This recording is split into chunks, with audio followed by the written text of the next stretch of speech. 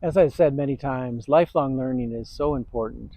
And for me, the greatest lifelong learnings that I made were through self discovery, through various ways of looking within myself and finding the underlying reasons why I act the way I do. And then that allows me to change who I am for the better.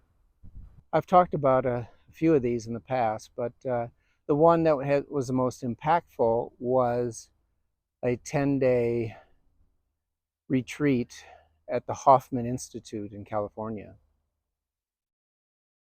And let me give you some background. Um, the the brain has two main sections to it. It has the autonomic nervous system and then the cognitive nervous system.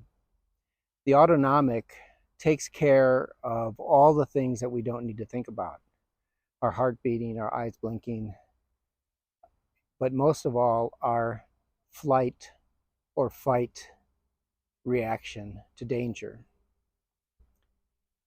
And we don't come 100% pre-programmed with our autonomic nervous system. We learn part of that danger situation from our early childhood, adapting to the situation that we're born into. Really starting with our birth, we start to build information in the autonomic nervous system to make sure that we as a baby can survive in this world. And one of the most important survival aspects for a baby is a baby needs to be loved. Because a baby is helpless, the baby knows the only way that it can survive is by being taken care of by someone else. So the major search that a baby has in the first couple of years is finding love. Now, in a normal situation, that's really not a problem because a baby is very often loved. But in abnormal situations, dangerous situations where children are born, they have to interpret the contact that they get with other people as love, regardless if it's lovable contact or not. In other words, a child would interpret abuse as love because the child could not survive if it wasn't love. And that's an important thing to understand because during this early childhood time period, up to 5 years old essentially, the autonomic nervous system is programming itself with dangerous situations. But these situations are dangerous for a child.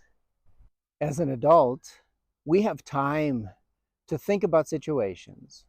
We don't have to go in fight or flight mode or to react very quickly. But what happens is these pre-programmings that happen in an early age can show up in adulthood. And it doesn't take much for us to be triggered. People talk about triggers because it's a trigger because we can't think about it. It just happens. The autonomic nervous system is extremely fast. The cognitive system is slow relatively to the autonomic nervous system. So it doesn't take much more than a tone of the voice or a look in the eye for us to be taken back to that early childhood and react to that hint that we were in danger. Many people go through life fighting with these triggers. They know they happen, and then right after it happens, they say, "Oh, I shouldn't have said that," or "I should have done that." But they do it anyway because they can't help it, because their autonomic nervous system is telling them to do it. Well, there is relief One of the processes I went through is called the Hoffman process, started by Robert Hoffman 80 or 90 years ago. And he recognized this phenomena and he coined it as the negative love syndrome, because a baby needs to be loved. He will take anything, any contact, as being a loving contact, whether it's abusive or not. So people who grow up in an abusive environment, what they find themselves doing is they search for partners who give them that love that they received as a child. It's abuse, but they see it as love because the child within them saw it as love. Hoffman recognized that this is an autonomic response, and the only way to reprogram an autonomic response is through visceral activity. In other words, it takes energy and power and force. You can't outthink an autonomic response.